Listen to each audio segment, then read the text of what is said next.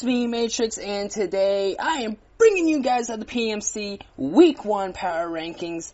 And if you're wondering where where post-draft is, I'm sorry to tell you, busy, and I'm a dingus. Anyway, I am not alone today. We have another person with us, our co-host. Why don't you introduce yourself? Hello guys, it's ArkiKnight here, one of the co-owners of the PMC and one of the main admins. I am here to help out with the power rankings, so that way you guys can see some fabulous rankings of our coaches as they battle week in and out. Yeah. Alright, so, the way you'll notice it this first week is there are some teams that have moved drastically from when I did post-draft.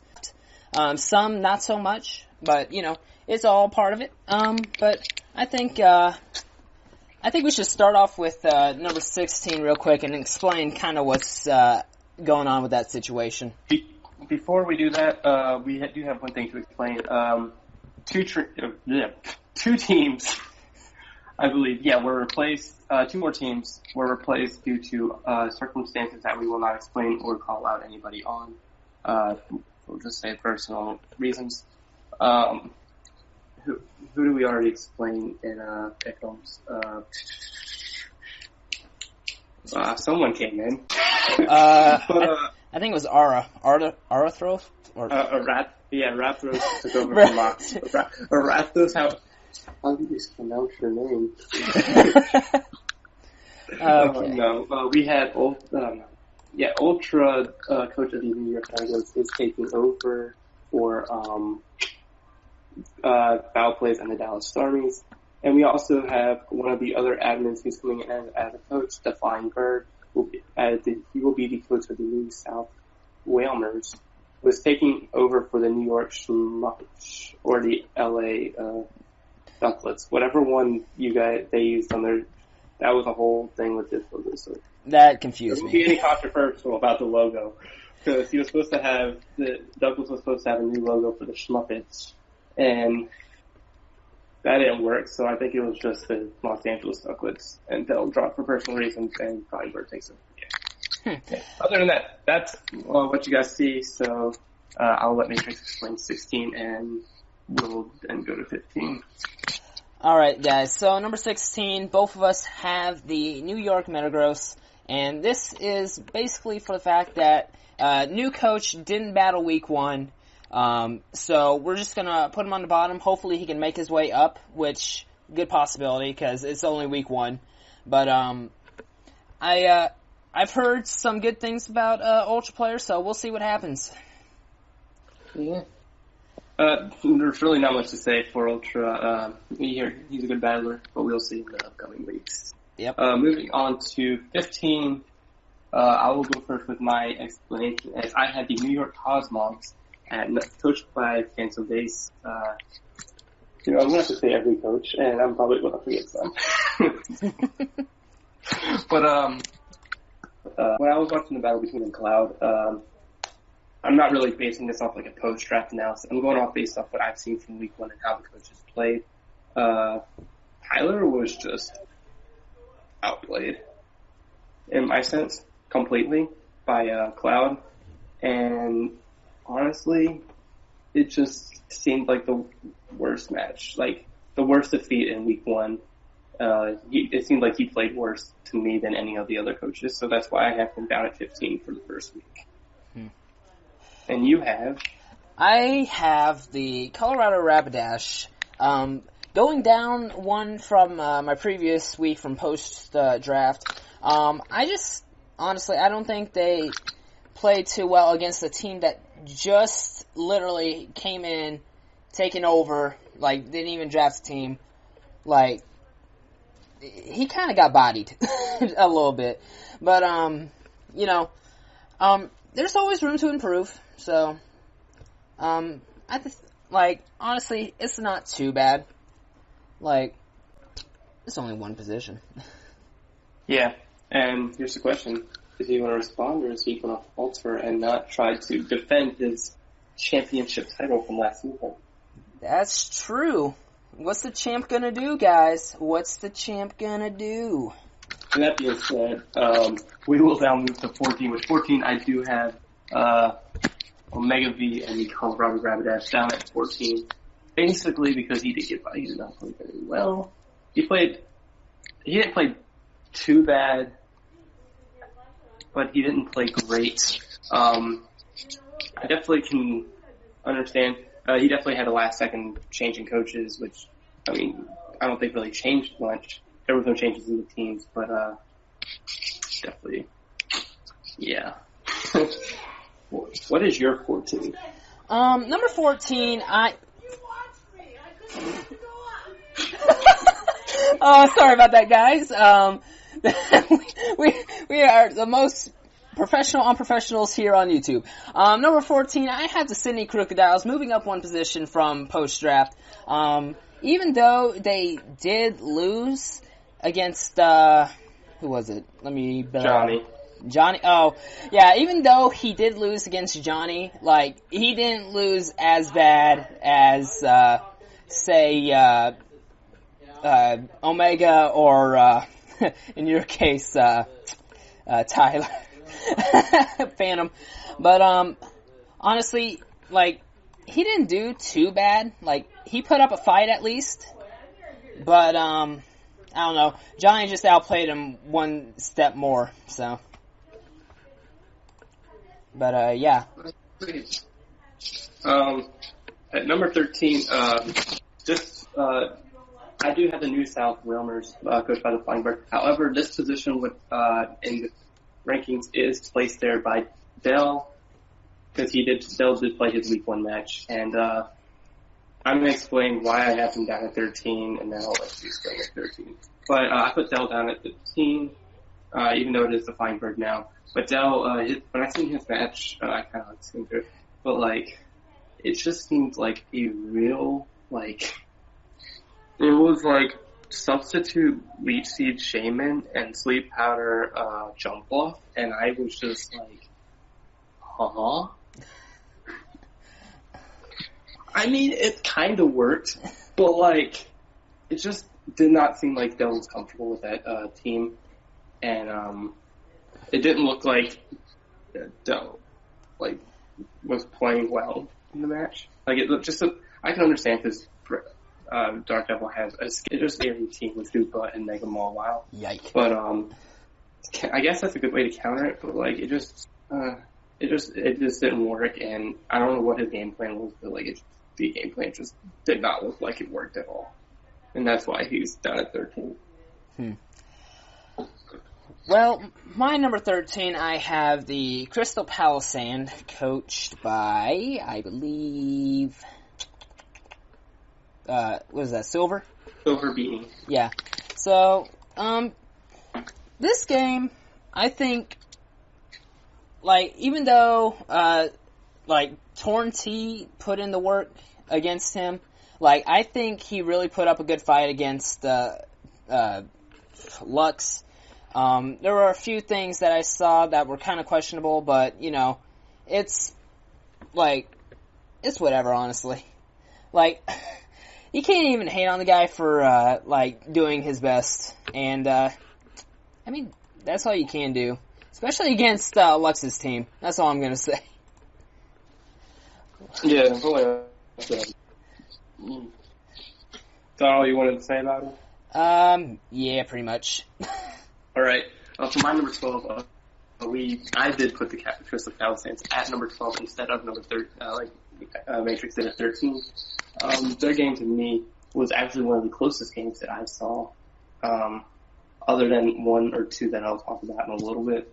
But, the game came down really close. SilverBeanie actually had the advantage up until,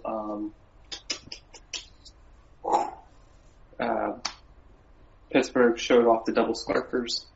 I'm pretty sure it was double scarfers. Might be wrong. But there was a scarfer that SilverBeanie did not know about, and if it wasn't scarf, SilverBeanie actually had a chance to win. Oh, wow. But when it was released that it was scarfed, it kind of just like, he had to bank on a Hurricane miss or Heat Wave miss from Tornadus T, and that did not happen, unfortunately. But up until that point, it was a really close game. Yeah. It was a good game. I will say that for them. GG to both of those guys. GG to everyone this week. My number 12, I got the new South Wailmers, or in this case, Dell. Like you mostly said everything about it. Like some very confusing stuff that was brought. That's really not what I would expect from Dell, because, well, then again, I don't know, maybe it is. But I think like Britain just had the upper hand, honestly.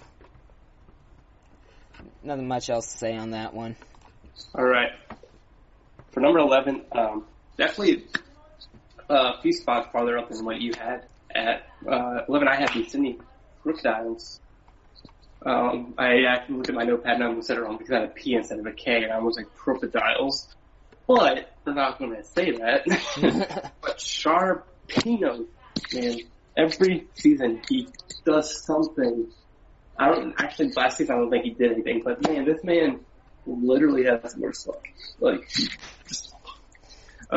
3, he didn't notice the balloons and goes for Earthquake. I'm gonna give him on this. he knows it's okay. But this time it wasn't his fault.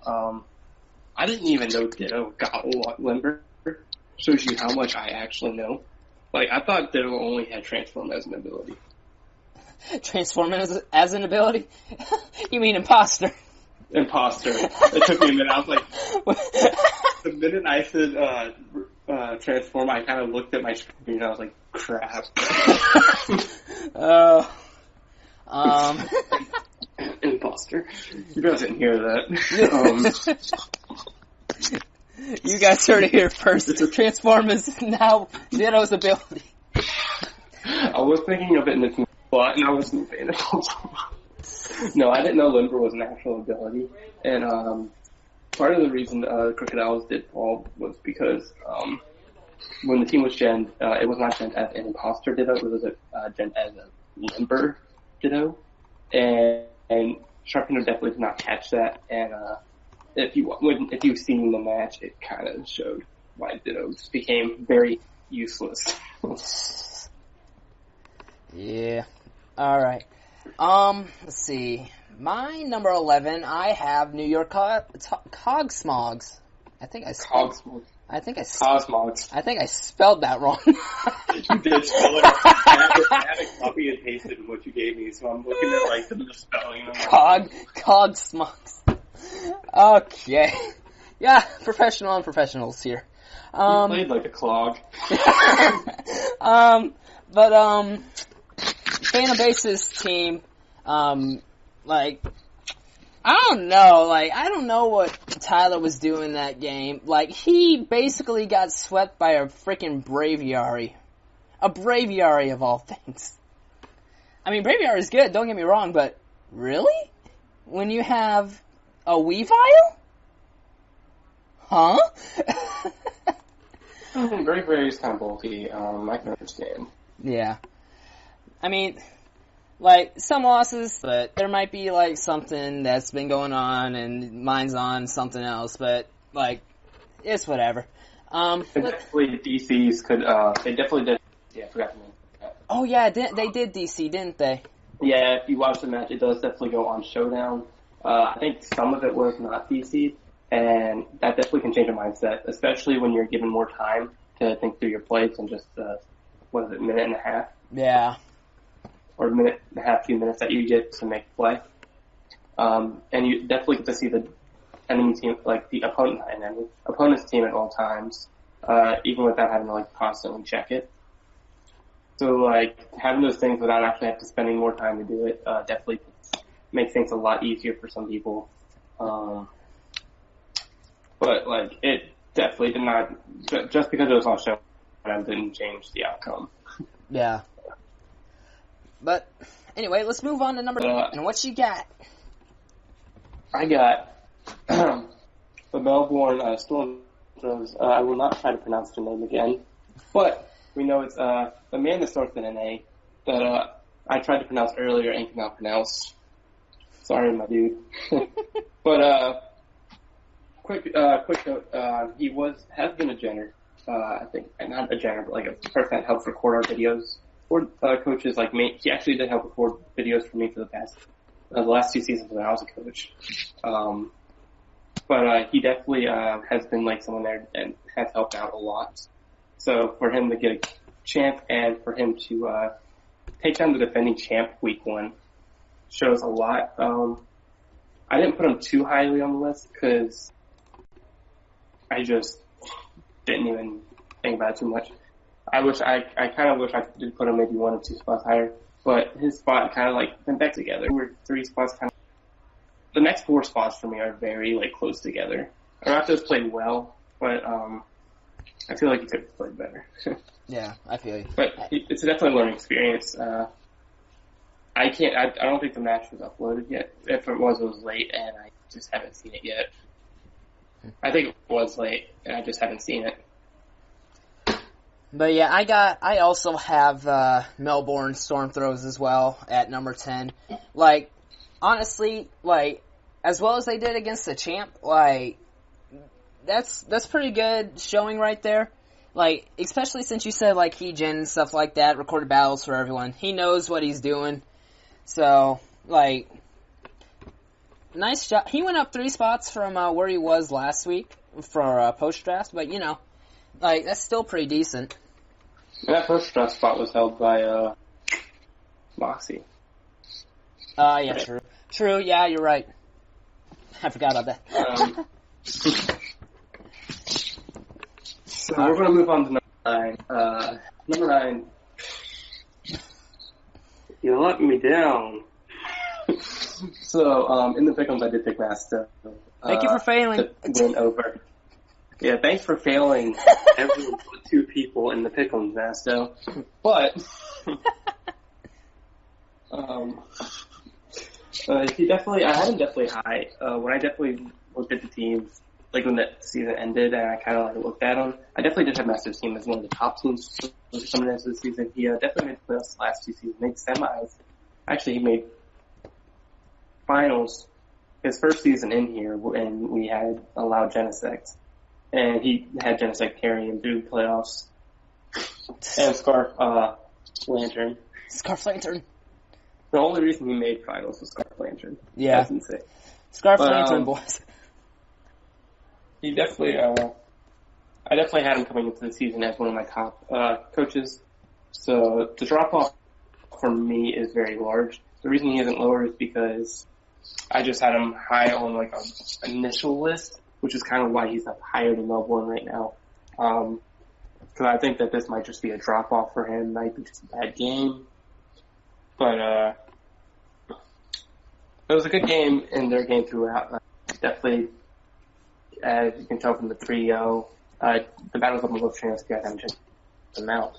They will be in the description below. But it was a good game till the end where it kind of just spread out and ended with the 3-0. Yeah. Alright. Your number 9. My number 9 is the Jersey Weaviles, and they are my biggest move on my list because I had them at 16th last week for post-draft. And, like, the way they played against Cosmogs was freaking glorious, man. Like, he just put in the work with freaking Braviary. Like, I keep coming back to Braviary because it, like, just surprises me at how well it did week 1. But, like, props to Jersey for moving up 7 spots. On mine, at least. But, you know, not much else to say from my end on Jersey. We'll hear more from you later on, but, why don't we move on to number 8? Alright, so now this is the... Woo! My mic just flew off the table. I accidentally, like, moved my foot and, like, it got tangled up on the cord and I just, like, flew my mic off the table. Nice. Number 8 we have the Lawrence Talonflames coach of the... coached by... I can't say coach of... But coached by Garchomp The God.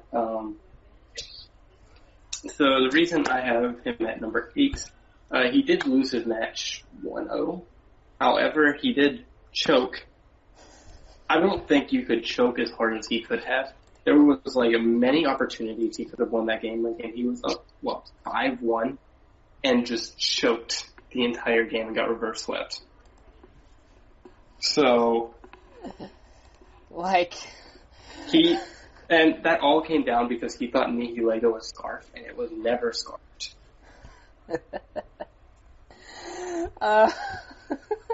I'll talk about that.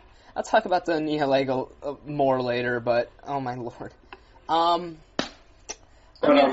This was the closest game out of NMC matches, and so that's why you're going to see number 8 and 7 basically be them too. So yeah, talk about your number 8. So my number 8 is Carolina Pyroars, and even though they won against the Talonflames, it was way too close for comfort.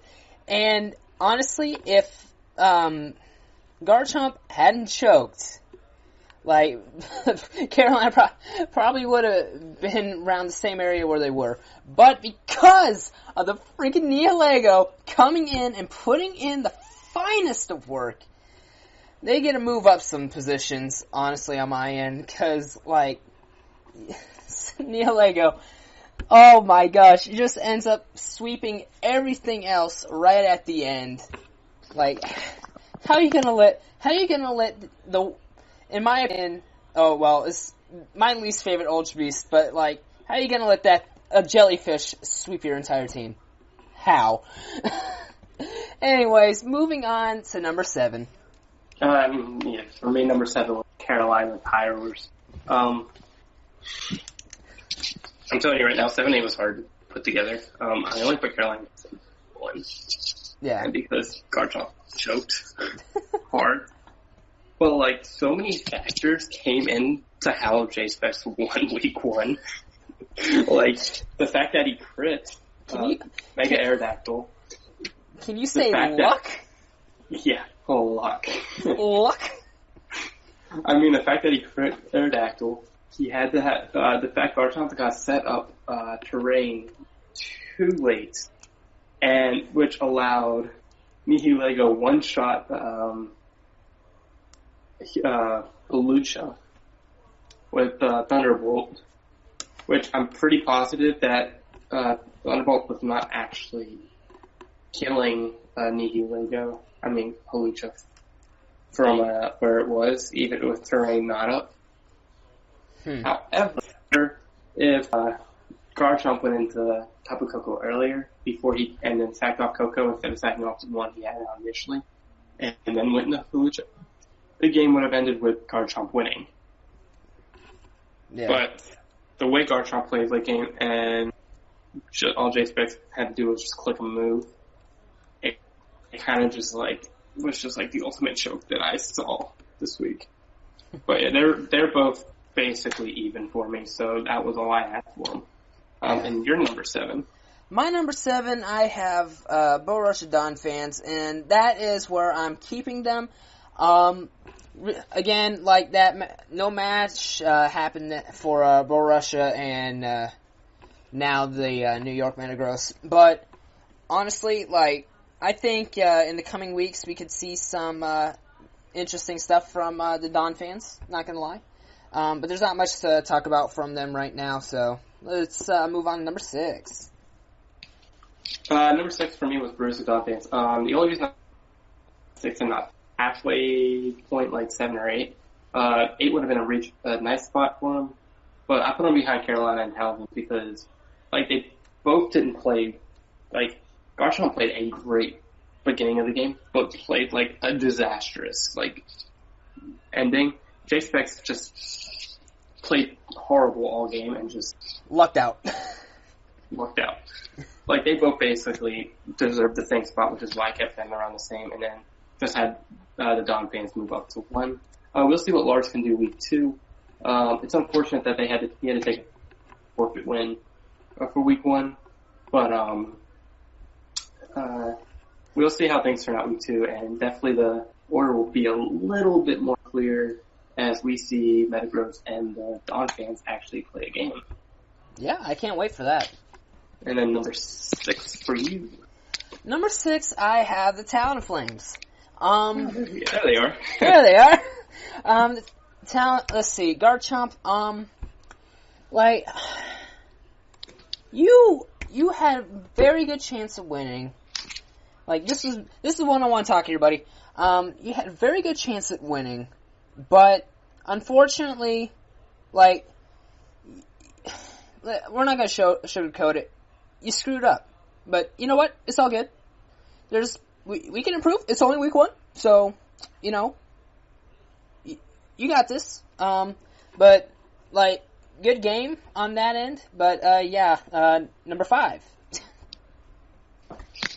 Alright, number 5. You said they were your biggest jump. However, for me, that would have been a great jump if I went by your post-draft. As number 5, I had the Jersey Weaviles finally showing up on my side. Cloud played as well as you possibly can. And I feel like you could have played, there was a few plays that I thought were just like, you know, you could have predicted that, you could have done this and things could have changed. But he still played a real excellent game.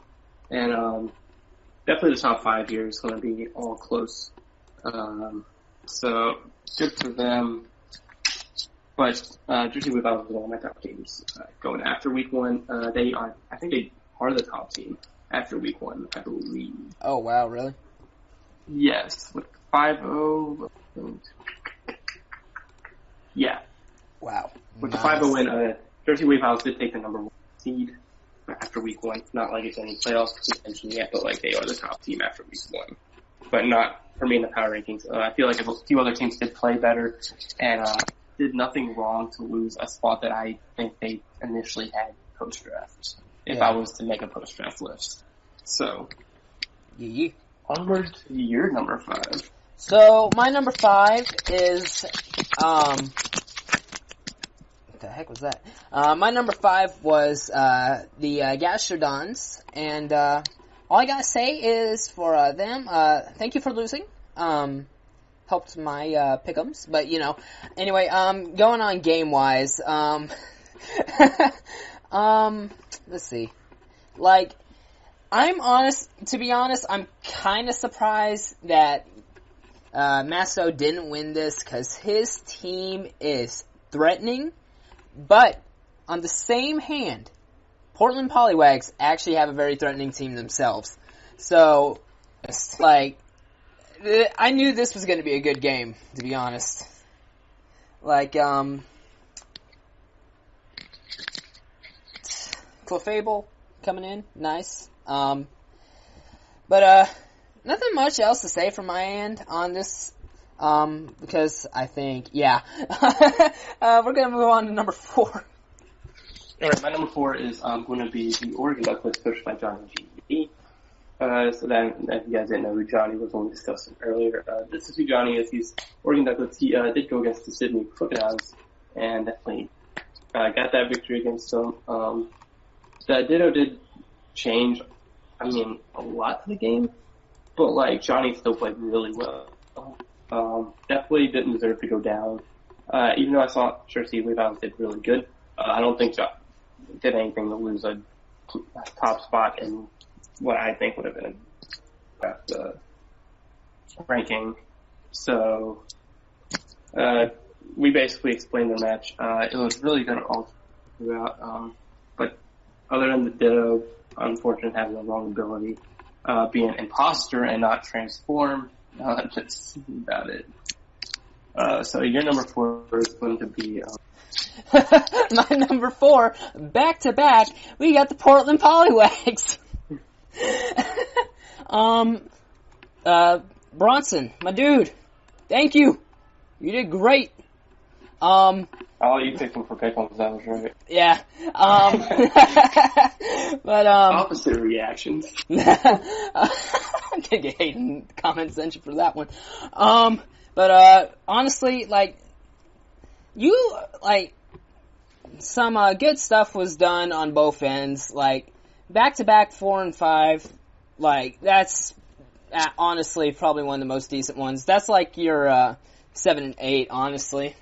But, you know, it's all good in the hood.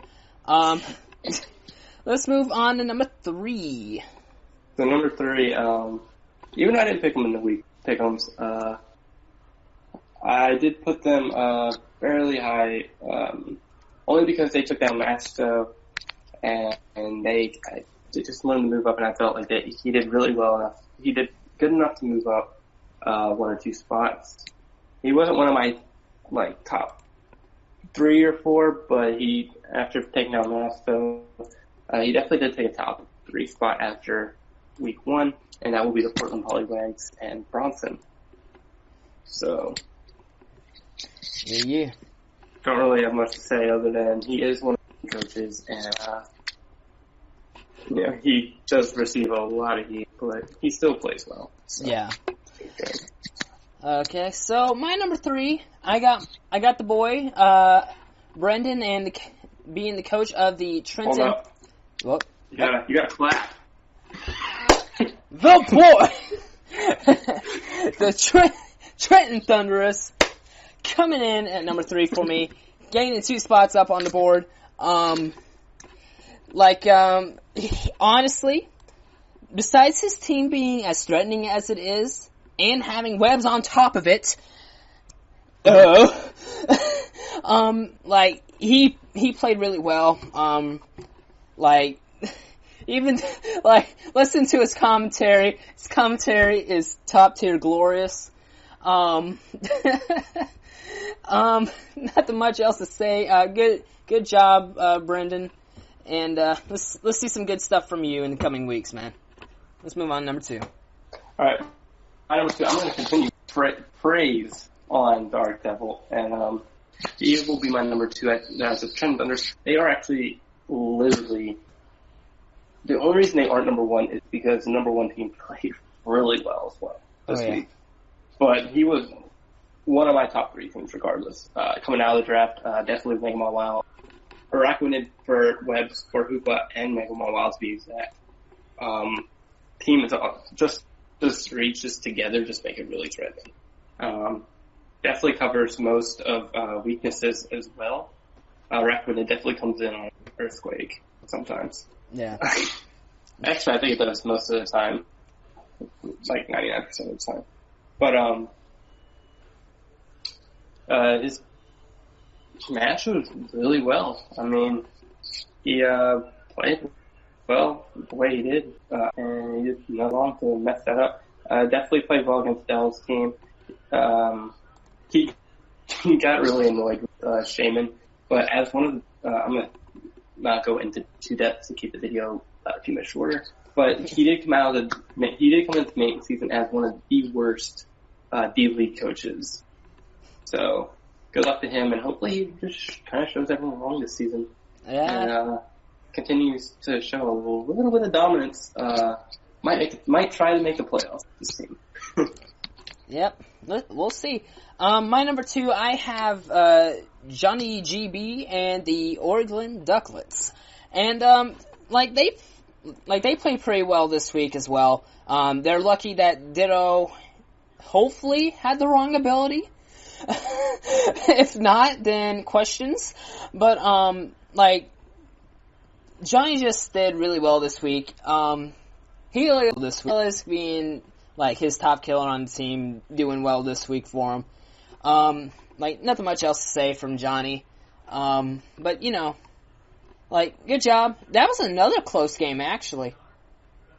It was. It was actually one of the other closest games for the week. I just noticed that. But, anyway, number 1, we know. Just keep talking. We know who it is. It's the boy coming in from Pittsburgh. You know who it is. Pittsburgh Empoleons, and the coach being Lux. Holy cow. Great game to Lux, man. He did fantastically this week against, Crystal Pallossands. Being one of the close games, honestly, Torn T coming in, man. Torn T. Like, what you guys say? I mean, as I said, they played a good game. Pittsburgh definitely did a good job hiding that late second Scarper, shoving it basically down SilverBeanie at the end. Other than the good you took, actually, yeah. I'm trying to remember what mod he had out. I can't remember off the top of my head, but I remember him staying in and he U-turned. And he was like, oh man, he's scarfed, and it knocked out because if he took him out, then he would have been in range to possibly get a chance to win. So that scarf definitely came through. And then Thundurus definitely cleaned up by not missing a hit, something that I probably would have done. Yeah. But that's, I think, it. Yep. For week 1 power rankings, would like to make a disclaimer. Anything we do say, we are directly trying to bash the coaches. Everyone here likes to joke around with each other. Hard to pick from anybody, so just putting that out there. Yeah, guys. We aren't bashing anyone. We're joking around. They're gonna joke back with us. They're gonna say something to us. We know it. I know they are. Yeah, guys. Make sure you check out the coaches down below. Subscribe to every one of them. Check out their battles in the coming weeks. And I'm trying to think of anything else. I think that's it. I think that week 1 wrapped up in a nutshell. Yes, so you guys will definitely see Matrix next week for the week 2 power rankings. However, you guys will also see me this upcoming Saturday for the week 2 pick'ems, as I will be recording it and not just giving Lamar the VFX and everything for it. Yeah. So you guys will definitely see me in there as well. So you can end this off now. All right, guys. We will talk to you later. Take care and see you in week 2. Deuces. Deuces.